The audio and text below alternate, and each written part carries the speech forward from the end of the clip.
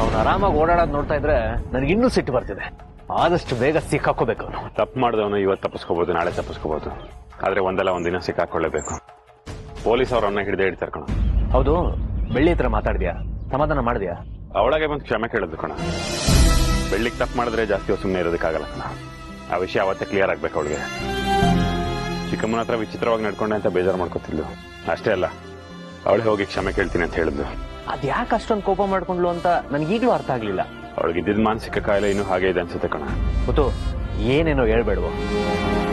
ಅವಳು ಗುಣ ಆಗಿದ್ದಾಳೆ ಅಂತ ಡಾಕ್ಟರ್ ಭರತ್ ಹೇಳಿಲ್ವಾ? ಈಗ ನಮ್ಮನೆ ನೋಡು, ಗಾಯ ಆಗಿರೋದು ವಾಸಿ ಆಗಿದೆ, ಆದ್ರೆ ಕಲೆಗಳು ಹಾಗೆ ಉಳ್ಕೊಂಡಿದೆ. ಇದು ಹಾಗೆ ಅಷ್ಟೇ.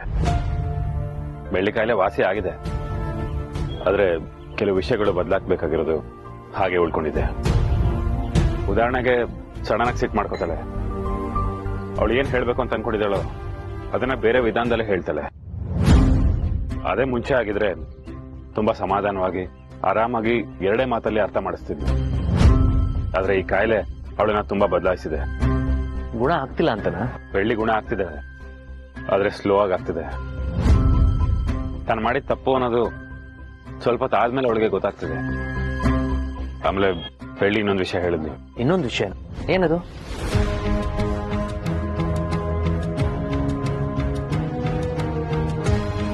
ಬೇರೆ ಮನೆಗ?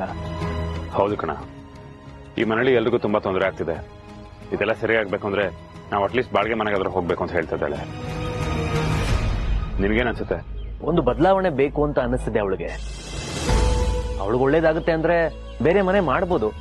ಸ್ವಲ್ಪ ಸಮಸ್ಯೆಗಳು ದೂರ ಆದ್ರೂ ಆಗ್ಬೋದಲ್ವಾ? ನನಗೂ ಬೆಳ್ಳಿ ಮಾತು ಸರಿ ಅನ್ಸುತ್ತಿದೆ ಕಣ. ಆದ್ರೆ ಇದ್ರ ಬಗ್ಗೆ ನಾನು ಚಿಕ್ಕಮ್ಮನ ಹತ್ರ ಮಾತಾಡಬೇಕು. ಅವ್ರ ಪರ್ಮಿಷನ್ ಇಲ್ಲ ನಾನು ಏನು ಮಾಡಲ್ಲ. ನನಗೆ ಗೊತ್ತು ಮುತ್ತು, ನೀಲಾಂಬರಿ ಅಮ್ಮ ಸರಿ ಅನ್ನೋವರೆಗೂ ಯಾವುದೇ ವಿಷಯದಲ್ಲೂ ಒಂದ್ ಹೆಜ್ಜೆ ನೀನ್ ಇಡಲ್ಲ ಅಂತ. ಏನಕ್ಕೂ ಅಮ್ಮನ ಹತ್ರ ಒಂದ್ಸರಿ ಮಾತಾಡ್ ನೋಡು. ನಿನ್ನ ಮಾತುಗೂ ಬೆಳ್ಳಿ ಮಾತುಗೂ ಬೆಲೆ ಕೊಟ್ಟು ಅವರು ಸರಿ ಅನ್ಬೋದೇನೋ. ಕೊಟ್ರೆ ಸರಿ, ಇಲ್ಲ ಈ ಮನೇಲೆ ಇರೋಣ ಅಂತ ಹೇಳಿದ್ರೆ ಮತ್ತೆ ಅತ್ತೆ ಸೊಸೆ ಮಧ್ಯೆ ಮಾತಿಗೆ ಮಾತು ಬೆಳೆದ್ರೆ ಬೆಳಿಬಹುದು. ನೀನ್ ಹೇಳೋದು ಸರಿ ಮುತ್ತು. ಅವರಿಬ್ರು ಒಂದ್ ನಿರ್ಧಾರಕ್ಕೆ ಬರ್ಲಿಲ್ಲ ಅಂದ್ರೆ ಏನ್ ಮಾಡ್ತೀಯಾ? ಬೆಳ್ಳಿನ ಸಮಾಧಾನ ಮಾಡೋ ಪರಿಸ್ಥಿತಿಲಿ ನಾನಿರಲ್ಲ. ಚಿಕ್ಕಮ್ಮಂಗೆ ಹೇಳೋ ಅಷ್ಟು ದೊಡ್ಡವ್ ನಾನಲ್ಲ. ಅವರಿಬ್ರಿಗೂ ಅವ್ರದೇ ಆದಂತ ಮರ್ಯಾದೆ ಇದೆ. ಇಬ್ರು ಮಾತಿಗೂ ಬೆಲೆ ಕೊಟ್ಟು ಅವರಿಬ್ರಿಗೂ ಗೌರವ ಕೊಡ್ಬೇಕಿದೆ ಅಷ್ಟೇ. ಇಬ್ರು ನಡ್ಕೊಳ್ಳೋ ರೀತಿಲಿ ಸ್ವಲ್ಪ ಬದಲಾವಣೆ ಆದ್ರೆ ಮನಸ್ತಾಪ ತಿರ್ಗಾ ಶುರು ಆಗುತ್ತೆ. ಸದ್ಯಕ್ಕೆ ಯಾವ ಮನಸ್ತಾಪನೂ ಇಲ್ಲ, ಆದ್ರೆ ನಾವಾಗೆ ಶುರು ಮಾಡೋದಕ್ಕೆ ಎಡೆ ಮಾಡ್ಕೊಡ್ಬಾರ್ದು. ಈ ವಿಷಯನ ನಾವು ತುಂಬಾ ಕೇರ್ಫುಲ್ ಆಗಿ ಹ್ಯಾಂಡಲ್ ಮಾಡಬೇಕು. ಬೇರೆ ಮನೆ ಏನಾದ್ರು ಬೇಕು ಅಂದ್ರೆ ಹೇಳು. ನಮ್ಮೂರಲ್ಲಿ ಸ್ವಲ್ಪ ಬಂಗ್ಲೆಗಳು ಖಾಲಿ ಇದೆ, ಮಾತಾಡೋದ್ರೆ ನಾನು ಮಾತಾಡ್ತೀನಿ. ಮೊದಲು ಎಲ್ಲರೂ ನಿರ್ಧಾರ ತಿಳ್ಕೋಬೇಕಲ್ವಾ? ಮತ್ತೆ ಬೆಳ್ಳಿನ ಮಾನಸಿಕ ರೋಗಿ ಸ್ಥಿತಿಲಿ ನನ್ನ ಕೈ ನೋಡೋದಕ್ಕೆ ಆಗಲ್ಲ ಕಣ. ಹಾಗೆ ಚಿಕ್ಕಮ್ಮನು ನಾನು ಚೆನ್ನಾಗಿ ನೋಡ್ಕೋಬೇಕು. ಮುಂದೆ ಏನ್ ಮಾಡ್ಬೇಕು ಅಂತಿದ್ಯಾ? ಇಬ್ರು ಒಂದೇ ದಾರಿ ಕರ್ಕೊಂಡು ಬರ್ಬೇಕು. ಒಂದು, ಈ ಮನೆ ಹೊಡಿದೆ ಇದೇ ಮನೇಲಿ ಇರಬೇಕು, ಇಲ್ಲ ಅಂದ್ರೆ ಬಾಡಿಗೆ ಮನೆಗೆ ಹೋಗ್ಬೇಕು. ಅವ್ರಿಬ್ರು ನಾನು ಒಪ್ಪಿಸ್ಬೇಕು.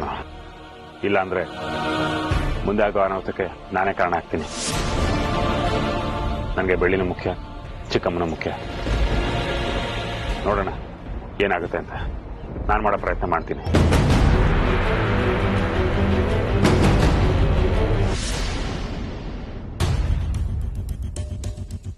ಬೆಳ್ಳಿ ಮಾತಾಡಿದ ರೀತಿಗೆ ನಿಮಗೆ ಬೇಜಾರಾಗಿದೆ ಅಂತ ನಂಗೆ ಗೊತ್ತು. ಅವಳ ಪರವಾಗಿ ನಾನು ಕ್ಷಮೆ ಕೇಳ್ತೀನಿ. ಅವಳು ಅಷ್ಟೊಂದು ಅಹಂಕಾರದಲ್ಲಿ ಮಾತಾಡಿದ್ಲು. ನೀನ್ ನೋಡಿದ್ರೆ ಅವಳಿನ್ನೂ ಗುಣ ಆಗ್ತಿದ್ದಾಳೆ ಅಂತಿದ್ಯಲ್ಲ ಅಣ್ಣ. ಅವಳೆಷ್ಟೆಲ್ಲ ಮಾತಾಡಿದ್ರು ನೀನ್ ಅವಳನ್ನ ಗದರ್ಸ್ಲೇ ಇಲ್ವಲ್ಲ? ಗದರ್ಸಿದ ತಕ್ಷಣ ಸೈಲೆಂಟ್ ಆಗೋದಕ್ಕೆ ಬೆಳ್ಳಿ ಚಿಕ್ಕ ಹುಡುಗಿ ಅಲ್ಲ ಶರ್ಮಿಳ. ಅದು ಅಲ್ಲದೆ ಅಷ್ಟೊಂದು ಅಹಂಕಾರ ಅಂತ ಹೇಳ್ದಿಯಲ್ಲ, ಅದು ಅಹಂಕಾರ ಅಲ್ಲ, ಕೋಪ, ಸಿಟ್ಟು. ಅಮ್ಮನ ಮೇಲೆ ಸಿಟ್ಟು ತೋರ್ಸೋಂತದ್ ಏನಾಗಿತ್ತು? ಬೆಳ್ಳಿ ಇನ್ನು ಪೇಷಂಟ್ ಆಗೇ ಇದ್ದಾಳೆ. ಅವಳು ಮಾನಸಿಕವಾಗಿ ಸ್ಟ್ರಾಂಗ್ ಆಗ್ಬೇಕು. ಅದಕ್ಕೆ ಸಾಕಷ್ಟು ವಿಧಾನಗಳಿದೆ. ಬೆಳ್ಳಿ ಸಿಟ್ಟಲ್ಲಿರ್ಬೇಕಾದ್ರೆ ಯಾವುದೇ ಕಾರಣಕ್ಕೂ ಅವಳಿಗೆ ಬೈಬಾರ್ದು ಅಂತ ಡಾಕ್ಟರ್ ಹೇಳಿದ್ದಾರೆ. ಅವಳು ಏನೇ ಕೇಳಿದ್ರು ಇಲ್ಲ ಅನ್ನೋ ಹಾಗಿಲ್ಲ, ಅವಳನ್ನ ಕೆಣಕಬಾರದು. ನಾನು ಆ ಕ್ಷಣಕ್ಕೆ ಅವಳನ್ನ ಸಮಾಧಾನ ಮಾಡೋದಕ್ಕೆ ಪ್ರಯತ್ನ ಪಟ್ಟೆ, ಆದ್ರೆ ಅವಳು ನನ್ನ ಮಾತನ್ನ ಕೇಳೋ ಪರಿಸ್ಥಿತಿಲಿ ಇರ್ಲಿಲ್ಲ. ಬೆಳ್ಳಿ ಬದಲಾವಣೆಗೆ ಏನ್ ಕಾರಣ ಅಂತ ಯೋಚನೆ ಮಾಡ್ತಿದ್ಯೋ ಹೊರತು ಅವಳನ್ನ ನಿಲ್ಸೋ ಪ್ರಯತ್ನ ಮಾಡ್ಲಿಲ್ಲ ನೀನು. ಹಾಗಲ್ಲ ಶರ್ಮಿಳಾ. ಶರ್ಮಿಳಾ, ಮುತ್ತು ಏನು ಮಾತಾಡಬಾರ್ದು ಅಂತ ನಾನೇ ಹೇಳಿದ್ದೆ. ಮನೆಯವರೆಲ್ಲರ ಮೇಲೂ ಬೆಳ್ಳಿಗೆ ಪ್ರೀತಿ ಇದೆ. ಅದರಲ್ಲೂ ಚಿಕ್ಕಮ್ಮನ ಮೇಲೆ ಪ್ರೀತಿ ಗೌರವ ತುಂಬಾನೇ ಇದೆ. ನಿನ್ನೆ ಅವಳು ನಡ್ಕೊಂಡಿದ್ ರೀತಿ ಎಲ್ರಿಗೂ ಅರ್ಥ ಆಗಿದೆ ಅಣ್ಣ. ಇಷ್ಟು ದಿನ ಅಮ್ಮನ್ ಮುಂದೆ ನಿಲ್ಲಕ್ಕೆ ಹೆದರ್ತಿದ್ಲು. ನಿನ್ನೆ ಅಷ್ಟೊಂದು ಎದುರುತ್ರ ಕೊಟ್ಟಿದ್ದಾಳೆ. ಇದರಿಂದ ಅಮ್ಮ ಎಷ್ಟೊಂದು ನೊಂದ್ಕೊಂಡಿದ್ದಾರೆ ಗೊತ್ತಾ? ಶರ್ಮಿಳಾ, ನೀನ್ ನನ್ನ ತಡಿಬೇಡ ಅಮ್ಮ. ಎಲ್ಲಾ ವಿಷಯನೂ ಅಣ್ಣಂಗ್ ಗೊತ್ತಾಗ್ಲಿ. ಎಷ್ಟು ದಿನ ಅಂತ ಮನ್ಸಲ್ಲೇ ಇಟ್ಕೊಂಡ್ ಕೊರುಕ್ತಿಯಾ? ಅಣ್ಣಂಗೆ ನಾನು ಹೇಳೇ ಹೇಳ್ತೀನಿ. ಸಾಕು ಅಂತ ಹೇಳಿದ್ನಲ್ಲ. ಚಿಕ್ಕಮ್ಮ, ಅವಳ ಮನ್ಸಲ್ಲಿ ಏನಿದೆ ಹೇಳಿ ಬಿಡಿ. ನನಗಿಂತ ಅಮ್ಮನ ಮೇಲೆ ನಿನಗೆ ಪ್ರೀತಿ ಹೆಚ್ಚು. ಈ ವಿಷಯ ಎಲ್ರಿಗೂ ಗೊತ್ತು. ಆದ್ರೆ ಸರಿಯಾದ ಸಮಯದಲ್ಲಿ ನೀನ್ ಅಮ್ಮನ ಪರವಾಗಿ ನಿಲ್ಬೇಕಿತ್ತು ಅಣ್ಣ. ಶರ್ಮಿಳಾ, ನಾನು ಬೆಳ್ಳಿ ಪರ ಚಿಕ್ಕಮ್ಮನ ಪರ ಅಂತಿಲ್ಲ. ಎಲ್ರೂ ನಮ್ಮ ಕುಟುಂಬದವ್ರೆ, ಎಲ್ರೂ ಒಂದೇ. ಇಲ್ಲಿ ಭೇದ ಭಾವ ಅಂತಿಲ್ಲ. ಇನ್ನು ನಾನು ಬೆಳ್ಳಿನ ಯಾಕೆ ತಡಿಲಿಲ್ಲ ಅಂತ ಈಗಾಗಲೇ ಹೇಳಿದ್ದೀನಿ. ಬೆಳ್ಳಿ ಕಂಡೀಷನ್ ಮುಂಚೆ ತರ ಇಲ್ಲ. ಅವಳಿಗೇನಾದ್ರೂ ನೋವಾದ್ರೆ ಅನ್ಸಿದ್ದನ್ನ ಹೇಳ್ಬಿಡ್ತಾಳೆ. ಅವಳಿಗೆ ಮಾತಾಡಕ್ ಬಿಡ್ಬೇಕಾಗಿತ್ತು, ಬಿಟ್ಟಿದ್ದೀನಿ ಅಷ್ಟೇ. ಇನ್ನೊಂದು ವಿಚಾರ ಏನಂದ್ರೆ, ಬೆಳ್ಳಿಗೆ ತಾನು ಮಾಡಿದ ತಪ್ಪು ಅಂತ ಗೊತ್ತಾಗಿದೆ. ನನ್ನ ಹತ್ರ ಬಂದು ತುಂಬಾ ಬೇಜಾರು ಮಾಡ್ಕೊಂಡ್ಳು. ಬೆಳ್ಳಿಗೆ ನಿಮ್ಮ ಮೇಲೆ ತುಂಬಾ ಅಭಿಮಾನ ಪ್ರೀತಿ ಇದೆ ಚಿಕ್ಕಮ್ಮ. ನನ್ನ ಅತ್ತೆಗೆ ತುಂಬಾ ನೋವು ಮಾಡಿಬಿಟ್ಟೆ. ನಾನೇ ಖುದ್ದಾಗಿ ಹೋಗಿ ಕ್ಷಮೆ ಕೇಳ್ತೀನಿ ಅಂತ ಹೇಳಿದ್ಲು. ಕ್ಷಮೆ ಕೇಳಬೇಕು ಅಂತ ಅವಳ ಮನ್ಸಿಗೆ ಬಂದಿದೆ ಅಂದಮೇಲೆ ಅವಳು ನಾರ್ಮಲ್ ಆಗ್ತಿದ್ದಾಳೆ ಅಂತ ಅರ್ಥ. ಇದಕ್ಕೆ ನಾ ಖುಷಿ ಪಡ್ಬೇಕು ಚಿಕ್ಕಮ್ಮ. ಅಮ್ಮಂಗೆ ಅವಮಾನ ಮಾಡಿದ್ದಕ್ಕೆ ಖುಷಿ ಪಡ್ಬೇಕಾ? ಯಾವ ರೀತಿ ಮಾತಾಡ್ತಾ ಇದೀಯ ಅಣ್ಣ ನೀನು? ನೀನಿಲ್ಲಿ ಅಮ್ಮನಿಗೆ ಸಮಾಧಾನ ಮಾಡಕ್ ಬಂದ್ಯೋ ಅಥವಾ ಬೆಳ್ಳಿ ಪರ ಮಾತಾಡಕ್ ಬಂದ್ಯೋ? ಇಲ್ಲಿ ಪರವಿರೋದ ಅಂತಿಲ್ಲ ಶರ್ಮಿಳಾ. ಬೆಳ್ಳಿಗೆ ತನ್ನ ತಪ್ಪಿನ ಅರ್ವಾಗ್ಲಿ ಅಂತ ಅವಳಿಗೆ ಸಮಯ ಕೊಟ್ಟೆ ಹೊರತು ಅವಳು ಮಾಡಿದ್ದೆ ಸರಿ ಅಂತ ನಾನು ಯಾವತ್ತೂ ಹೇಳಿಲ್ಲ, ಹೇಳೋದು ಇಲ್ಲ. ಅದು ಅಲ್ಲದೆ ಬೆಳ್ಳಿ ಇನ್ನೊಂದು ವಿಷಯ ಹೇಳಿದ್ರು ಚಿಕ್ಕಮ್ಮ. ಏನ್ ಮುತ್ತು? ನಿಮ್ ನಿರ್ಧಾರ ಸರಿ ಅಂತ ಬೆಳ್ಳಿಗೆ ಅನ್ಸಿದೆ ಚಿಕ್ಕಮ್ಮ. ಮನೆ ಹೊಡೆದಾಕೋದು ಬೇಡ ಅಂತ ಹೇಳಿದ್ಲು. ಈ ಮನೆನ ತುಂಬಾ ಪ್ರೀತಿಯಿಂದ ಕಷ್ಟಪಟ್ಟು ಕಟ್ಟಿದ್ದೀರಾ. ಈ ಮನೆ ಹೊಡೆಯೋದು ಬೇಡ, ಬದಲಾಗಿ ಬಾಡಿಗೆ ಮನೆಗೆ ಹೋಗೋಣ ಅಂತ ಹೇಳಿದ್ಲು. ನೀವು ಅಂದ್ರೆ ಇದೇ ಊರಲ್ಲಿ ಒಂದು ಬಂಗ್ಲೆ ಬಾಡಿಗೆ ಇದೆಯಂತೆ, ಎಲ್ಲ ಅಲ್ಲಿಗೆ ಶಿಫ್ಟ್ ಆಗ್ಬೋದು. ಈ ತಕ್ಷಣ ಬೇರೆ ಮನೆಗೆ ಹೋಗುತ್ತು ಅಂದ್ರೆ?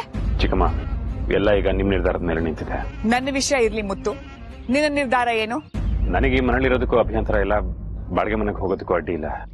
ಆದ್ರೆ ಒಂದ್ ಕಡೆ ನೋಡಿದ್ರೆ ಬೆಳ್ಳಿ ಹೇಳ್ದಾಗೆ ಕೇಳೋಣ ಅಂತ ಅನಿಸ್ತಿದೆ. ಯಾಕಂದ್ರೆ ನಮ್ಗೆ ಈ ಮನೆಕ್ಕಿಂತ ಬೆಳ್ಳಿ ಆರೋಗ್ಯ ಮುಖ್ಯ ಚಿಕ್ಕಮ್ಮ. ಅವಳು ಮತ್ತೆ ಮಾನಸಿಕವಾಗಿ ಕುಗ್ಬಾರ್ದು. ನೀನ್ ಹೆದರ್ಕೋಬೇಡ ಮುತ್ತು, ಏನೂ ಆಗೋದಿಲ್ಲ. ನನಗೆ ಬೆಳ್ಳಿಗೆ ಯಾವ ವಿಚಾರಕ್ಕೂ ಅಡ್ಡಿ ಮಾಡಲ್ಲ ಚಿಕ್ಕಮ್ಮ. ನಿಮಗೆ ಒತ್ತಡ ಹಾಕ್ತಿದ್ದೀನಿ ಅಂತ ಅನ್ಕೋಬೇಡಿ. ಸಮಸ್ಯೆಗೆ ಪರಿಹಾರ ಏನು ಅಂತ ನಂಗೂ ಗೊತ್ತಾಗ್ತಿಲ್ಲ. ಇದೇ ಮನೇಲಿರೋದೋ ಬಾಡಿಗೆ ಮನೆಗೆ ಹೋಗೋದೋ ಎಲ್ಲ ಕನ್ಫ್ಯೂಸ್ ಆಗ್ತಿದೆ. ಆಗ್ಲಿ ಮುತ್ತು, ನನಗೆ ಸ್ವಲ್ಪ ಯೋಚನೆ ಮಾಡೋದಕ್ಕೆ ಸಮಯ ಕೊಡು. ನಾವು ಈ ಮನೆ ಖಾಲಿ ಮಾಡ್ಬೇಕು ಅಂತಂದ್ರೆ ಎಲ್ಲ ವ್ಯವಸ್ಥೆ ಮಾಡ್ಕೊಳ್ಳೋಕೆ ಸಮಯ ಬೇಕಾಗುತ್ತೆ. ಸರಿ ಚಿಕ್ಕಮ್ಮ, ನೀವು ಹೇಳ್ದಾಗೆ ಆಗ್ಲಿ. ಮುತ್ತು, ಹಾ ಚಿಕ್ಕಮ್ಮ. ಕಾವ್ಯ ಅಡಿಗೆ ಮನೇಲಿ ಇರ್ಬೋದು, ನನ್ಗೊಂದ್ ಲೋಟ ಕಾಫಿ ತಂದ್ಕೊಡೋದಕ್ಕೆ ಹೇಳು. ಸರಿ ಚಿಕ್ಕಮ್ಮ. ಅಮ್ಮ, ಕಾವ್ಯ ಅಡಿಗೆ ಮನೇಲಿ ಎಲ್ಲಿದ್ದಾಳೆ? ಮೇಲ್ ಬಟ್ಟೆ ಒಣಗಾಕಕ್ ಹೋಗಿದ್ದಾಳಲ್ವಾ? ಅದ್ ನನಗ್ ಗೊತ್ತಿದ್ದೆ ಹೇಳ್ ಕಳ್ಸಿದೀನಿ ಶರ್ಮಿಳಾ.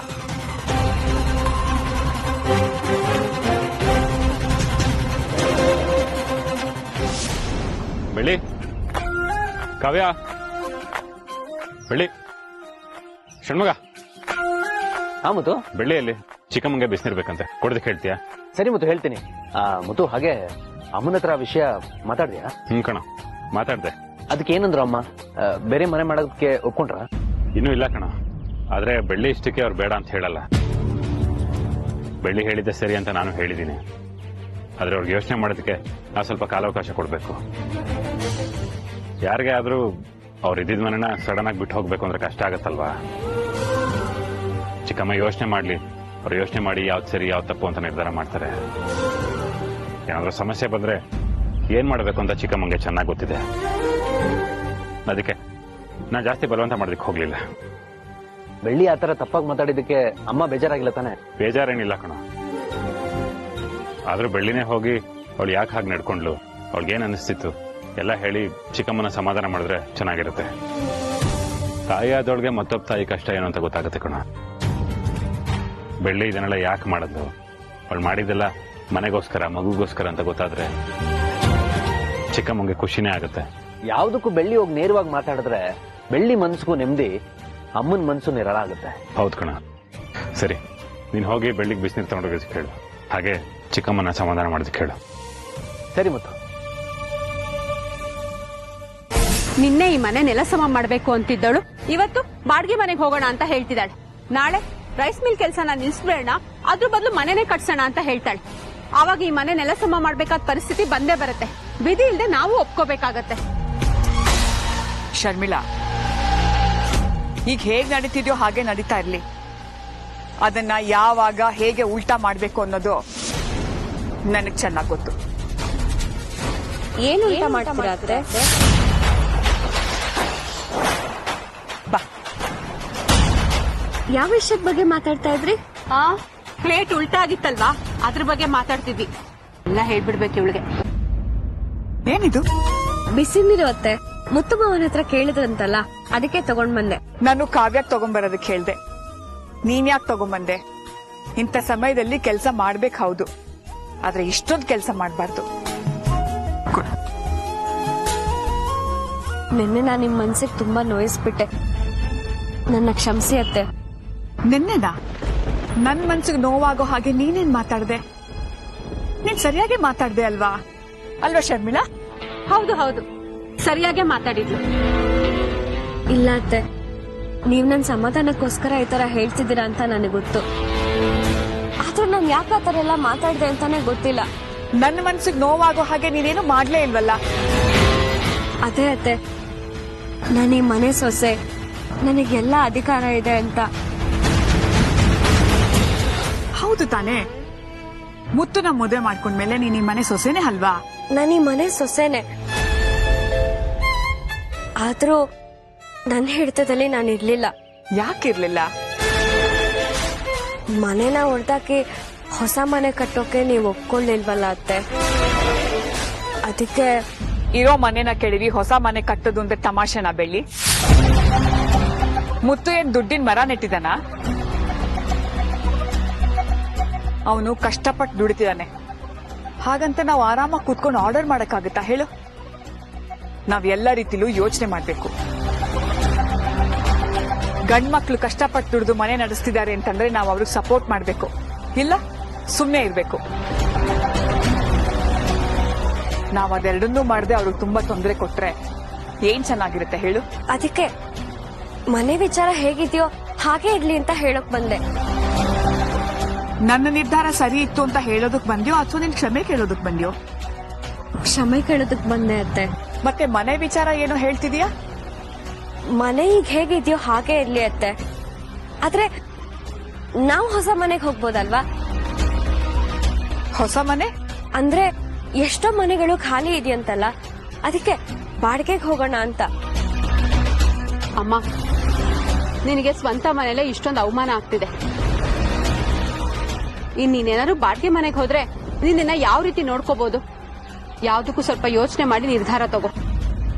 ಅತ್ತೆ, ನನ್ ಮತ್ತೆ ಈ ತರ ನಡ್ಕೊಳಲ್ಲ ಅಂತ ಹೇಳ್ತಿದ್ದೀನಲ್ಲ, ದಯವಿಟ್ಟು ನನ್ನ ನಂಬಿ. ಅಲ್ಲಿಗೆ ಹೋಗಿ ಅವಮಾನ ಆದ್ರೆ ಏನ್ ಮಾಡೋದು? ಯಾಕೆಂದ್ರೆ ಅಲ್ಲಿ ನಿನ್ನ ಅಧಿಕಾರ ಇರುತ್ತಲ್ಲ, ಅಧಿಕಾರ ಇದ್ಮೇಲೆ ದಬ್ಬಾಳಿಕೆ ಇದ್ದೇ ಇರುತ್ತೆ. ಇಲ್ಲ ಅತ್ತೆ, ನಾನು ಈ ಮನೆಗೆ ಬರೋದಕ್ ಮುಂಚೆ ನಿಮ್ಮ ಮೇಲೆ ಎಷ್ಟು ಗೌರವ ಇತ್ತು, ಈಗ್ಲೂ ನನಗೆ ಅಷ್ಟೇ ಗೌರವ ಇದೆ, ಅಷ್ಟೇ ಗೌರವ ಕೊಡ್ತೀನಿ. ನಿಜವಾಗ್ಲೂ ಇದೆಯಾ? ಹೌದು ಅತ್ತೆ, ನೆನ್ನೆ ನಾನು ಏನೇನೋ ಮಾತಾಡ್ಬಿಟ್ಟೆ. ನಾನು ಯಾಕೆ ಇದರ ಎಲ್ಲ ಮಾತಾಡ್ದೆ ಅಂತ ಯೋಚನೆ ಮಾಡಿ ಸರಿಯಾಗಿ ನಿದ್ದೆನೆ ಬರ್ಲಿಲ್ಲ. ನಿಮ್ ನಿರ್ಧಾರ ಏನೇ ಇದ್ರು ಅದಕ್ಕೆ ಒಪ್ಕೋಬೇಕು ಅಂತ ಅನ್ಕೊಂಡಿದೀನಿ ಅತ್ತೆ. ಸರಿ, ಹಾಗಾದ್ರೆ ನಾನೊಂದು ಮಾತು ಹೇಳ್ತೀನಿ, ನೀನ್ ಹಾಗೆ ನಡ್ಕೊಂಡ್ರೆ ನನ್ ಮೇಲೆ ಮರ್ಯಾದೆ ಇದೆ ಅಂತ ತಿಳ್ಕೊತೀನಿ. ನಾನ್ ಹೇಳಿದ್ ಮಾಡ್ತೀಯಾ? ಹೇಳಿ ಅತ್ತೆ, ಅದೆಷ್ಟೇ ಕಷ್ಟ ಆದ್ರೂ ನಡ್ಕೋತೀನಿ. ಈ ಮನೆ ಬಿಟ್ಟು ಬೇರೆ ಮನೆಗೆ ಹೋಗೋದ್ ಬೇಡ ಅಂತ ನೀನ್ ಒಂದೇ ಒಂದು ಮಾತು ಹೇಳು. ಇದ್ರೆ ಸಮಸ್ಯೆಗಳೇ ಜಾಸ್ತಿ ಅತ್ತೆ, ನಮ್ಗಳ ಜೀವಕ್ಕೂ ಅಪಾಯ ಇದೆ, ಅದಕ್ಕೆ ನಾನು ಬೇರೆ ಮನೆಗೆ ಹೋಗೋಣ ಅಂತ ಹೇಳಿದ್ದು. ಈಗಷ್ಟೇ ಹೇಳ್ದೆ, ನೀವ್ ಹೇಳ್ದಾಗೆ ಕೇಳ್ತೀನಿ, ನಿಮ್ ವಿರುದ್ಧವಾಗಿ ನಾನೇನು ಮಾತಾಡೋದಿಲ್ಲ ಅಂತ. ಅಂದ್ರೆ ಅಮ್ಮನ್ ಮಾತಿಗೆ ಬೆಲೆ ಇಲ್ಲ ಅಂತ ಆಯ್ತಾ? ಅದ್ ಹಾಗಲ್ಲ ಅಕ್ಕ. ಅಲ್ಲಾನು ಅಲ್ಲ ಬೆಲ್ಲಾನು ಅಲ್ಲ. ನಿನಗೆ ಯಾರ ಮೇಲೂ ಗೌರವ ಇಲ್ಲ. ನೀನ್ ಅನ್ಕೊಂಡಿದ್ದೆ ನಡಿಬೇಕು ಅಂತ ಹೀಗ್ ಮಾತಾಡ್ತಿದ್ಯಾ ಅಷ್ಟೇ. ನನಗೆ ಎಲ್ರ ಮೇಲೂ ಪ್ರೀತಿ ಇದೆ ಅಕ್ಕ. ಆದ್ರೆ ನಾನ್ ಯಾಕೆ ಇಷ್ಟೊಂದು ಎಲ್ಲ ಹತ್ರನೂ ಮಾತಾಡ್ತಿದ್ದೀನಿ ಅನ್ನೋದಕ್ಕೆ ಒಂದ್ ಬಲವಾದ ಕಾರಣ ಇರುತ್ತೆ ಅಲ್ವಾ? ಆ ಕಾರಣನೇ ನನ್ ಮಗು. ನಾನು ಇಲ್ಲೇ ಇದ್ರೆ ನನ್ ಮಗು ಉಳಿಯೋದಿಲ್ಲ ಅಕ್ಕ. ಒಂದಲ್ಲ ಒಂದ್ ಸಮಸ್ಯೆ ಬಂದು ನಾನು ನನ್ ಮಗುನ ಕಳ್ಕೊಂಡ್ ಬಿಡ್ತೀನೇನೋ ಅನ್ನಿಸ್ತಿದೆ. ತಾಯಿ ಮಗುನ ಉಳಿಸ್ಕೊಳ್ಳೋದಕ್ಕೆ ಎಷ್ಟೆಲ್ಲ ಕಷ್ಟ ಪಡ್ತಾಳೆ ಅಂತ ನಿಮ್ಗೆ ಗೊತ್ತು. ನಾನು ಎಲ್ಲಾ ಕಷ್ಟನೂ ಎದುರಿಸೋದಕ್ಕೆ ಸಿದ್ಧವಾಗಿದ್ದೀನಿ. ನಿಮ್ಮನ್ನ ಒಪ್ಸೋದಕ್ಕೋಸ್ಕರ ನಾನು ಇದನ್ನ ಹೇಳ್ತಿಲ್ಲ ಅತ್ತೆ. ಮನೆ ಬದಲಾಯಿಸೋದು ಒಳ್ಳೇದು. ದಯವಿಟ್ಟು ಇದ್ರ ಬಗ್ಗೆ ಯೋಚನೆ ಮಾಡಿ.